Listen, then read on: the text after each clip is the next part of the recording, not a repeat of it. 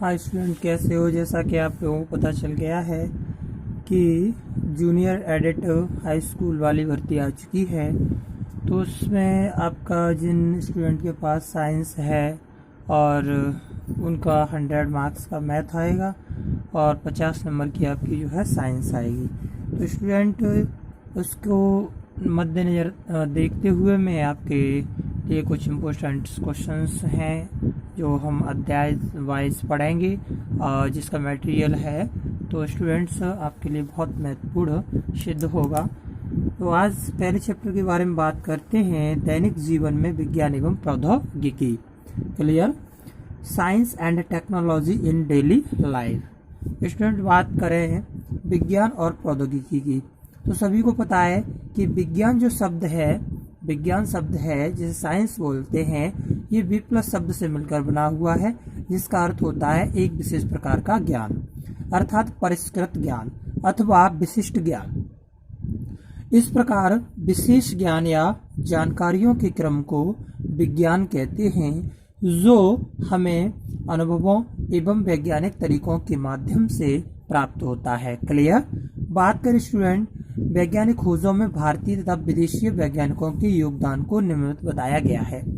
Science शब्द की जो उत्पत्ति है वो लैटिन भाषा के सिंसिया से हुई है, SCINTIA से हुई है, जिसका अर्थ होता है नॉलेज, अर्थात ज्ञान होता है। That is clear.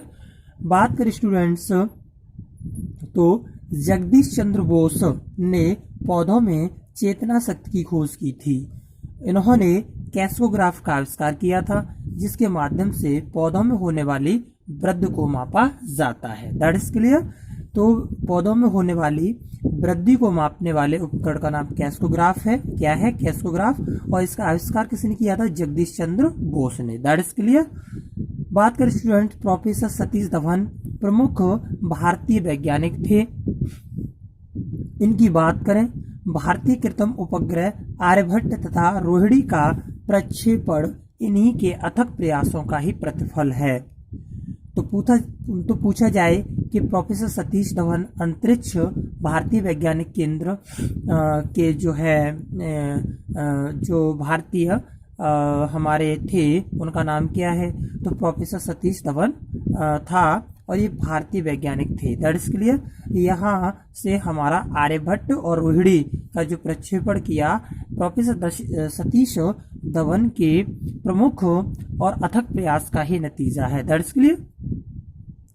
Doctor AB Joshi Indian agricultural research institute के निदेशक थे। ये डॉक्टर AB जोशी। बात करें स्टूडेंट्स इनकी, तो बात करते हैं यहाँ पर डॉक्टर हरगोविंद खुराना। हरगोविंद खुराना की बात करें तो डॉक्टर हरगोविंद खुराना ने कृत्रिम जीन का निर्माण किया था। कृत्रिम जीन यानी DNA का कृत्रिम मॉडल प्रस्तुत किया था। That is clear. Doctor APJ Abdul Kalam को मिसाइल मैन ऑफ इंडिया के नाम से जाना जाता है। APJ अब्दुल कलाम ने अग्नि एवं पृथ्वी जैसे प्रक्षेपास्त्र को स्वदेशी तकनीक से बनाया था।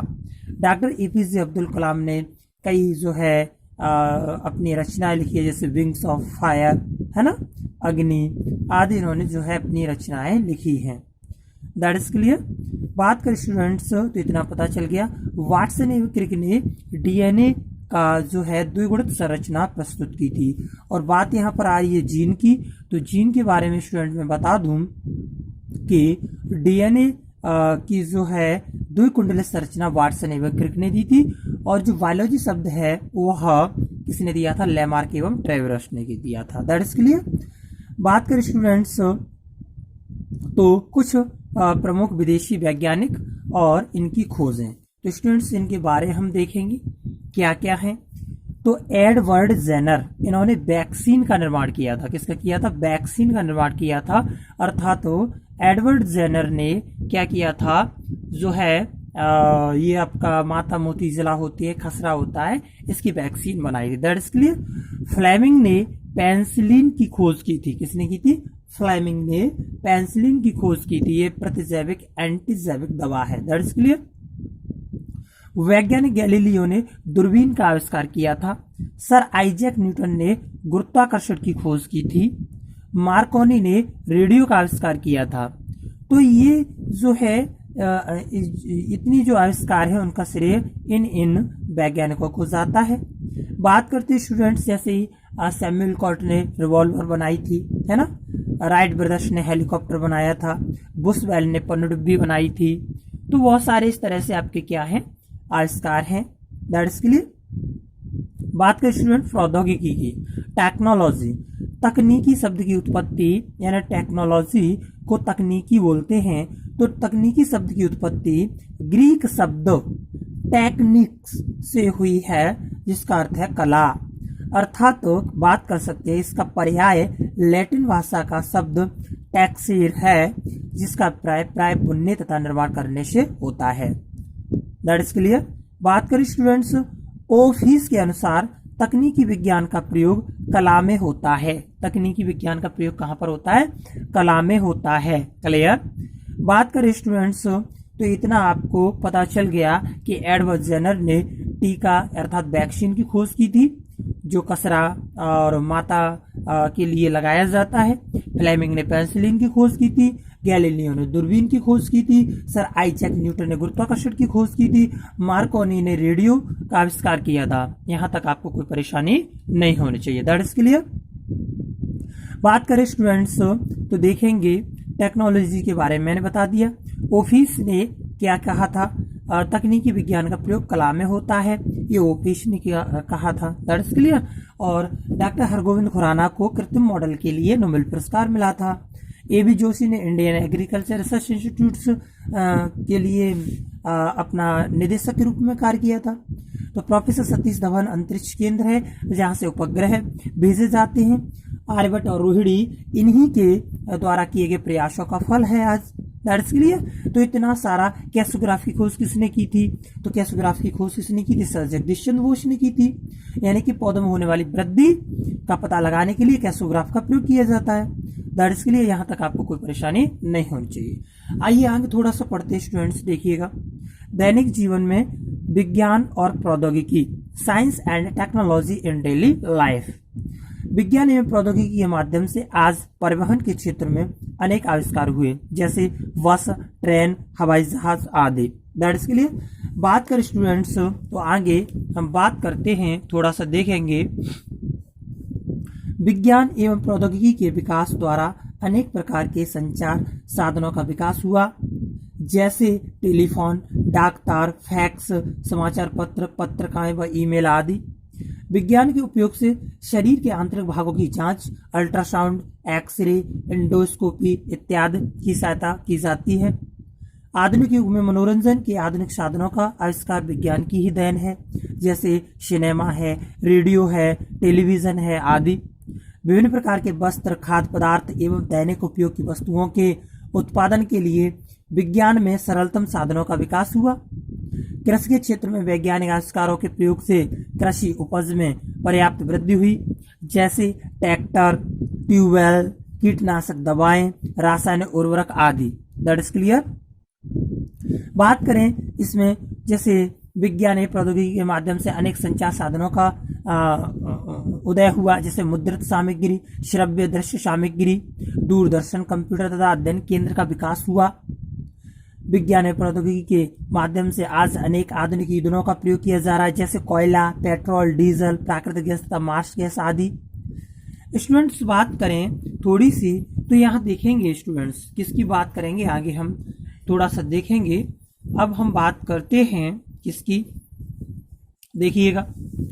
बात करते हैं स्टूडेंट्स रेशे एवं वस्त्र। कच्चे रेशम, प्राकृतिक रेशम बोलते हैं, इसे के उत्पादन के लिए रेशमी कीड़ों का पालन करना सेरीकल्चर कहलाता है, अर्थात सिल्क फार्मिंग कहलाता है। और रेशम के जो कीड़े होते हैं वो शहतूश के किस पर पाले जाते हैं? पेड़ पर पाले जाते हैं। शहतूश के पेड़ की पत्तियों को खाते हैं।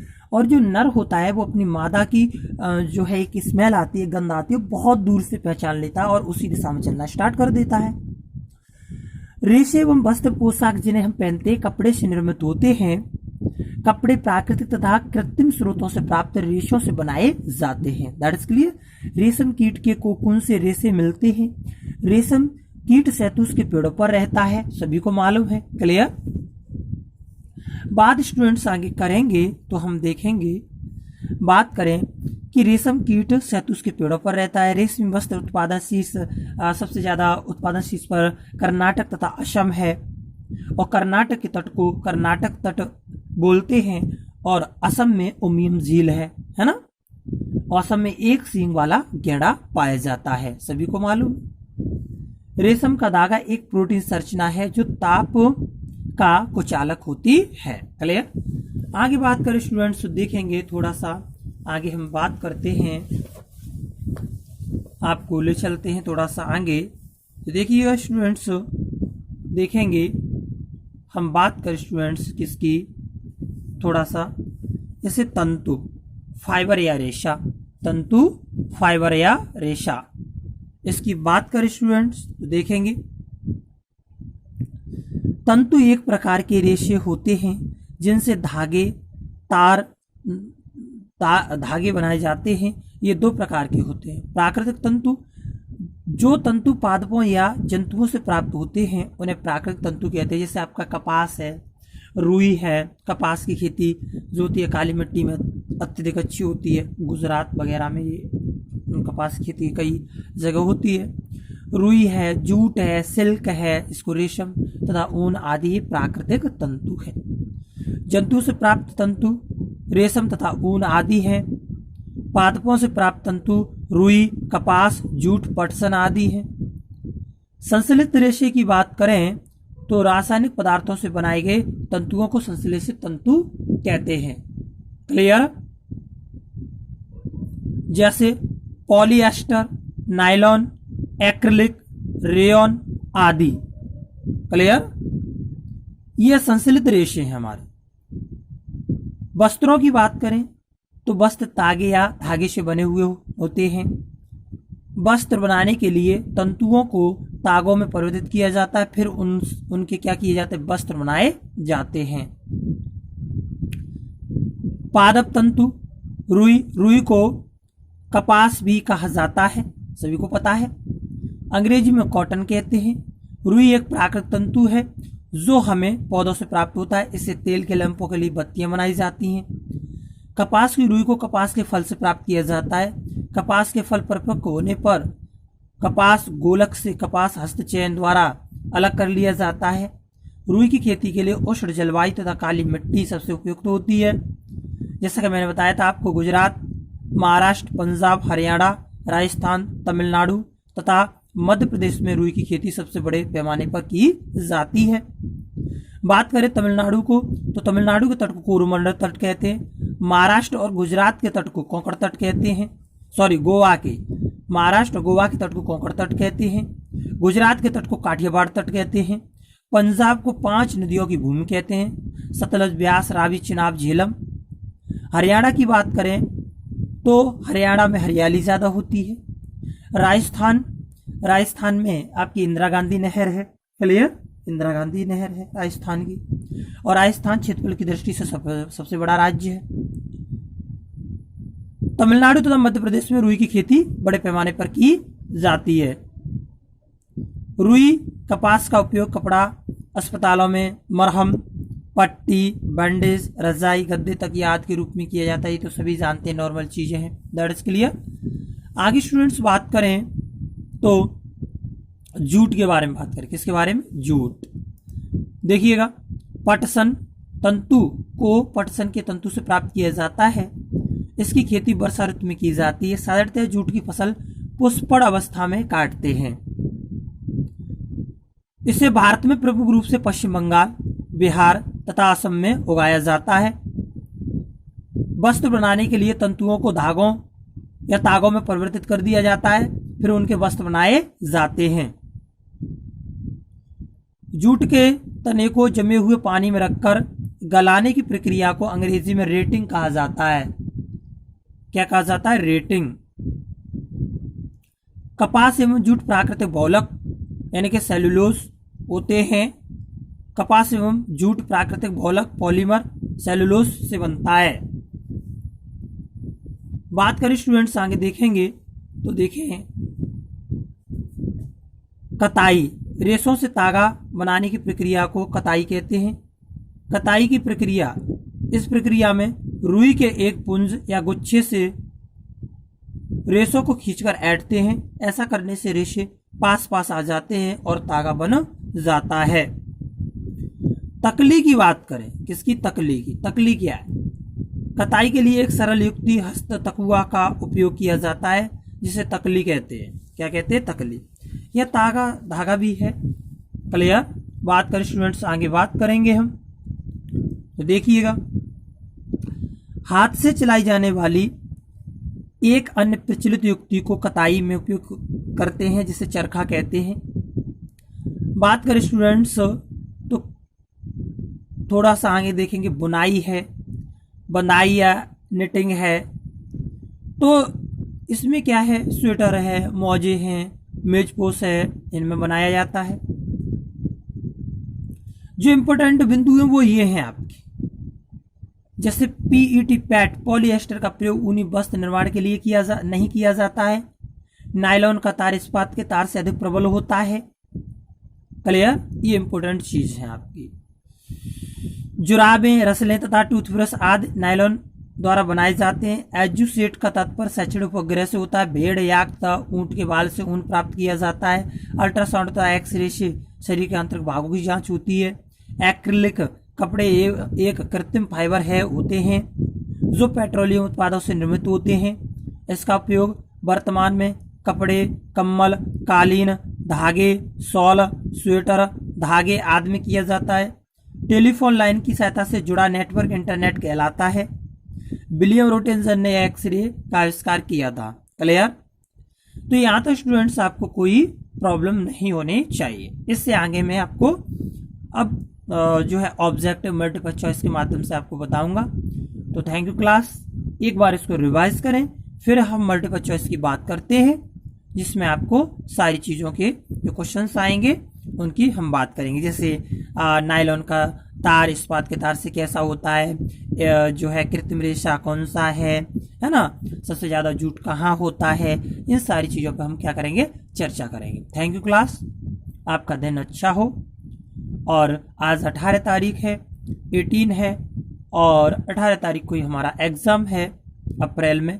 तो स्टूडेंट्स दिल से पढ़ें। Best of luck. Thank you class. और ज़्यादा से ज़्यादा शेयर और लाइक करें RK0 to U super hero YouTube channel को। Thank you class.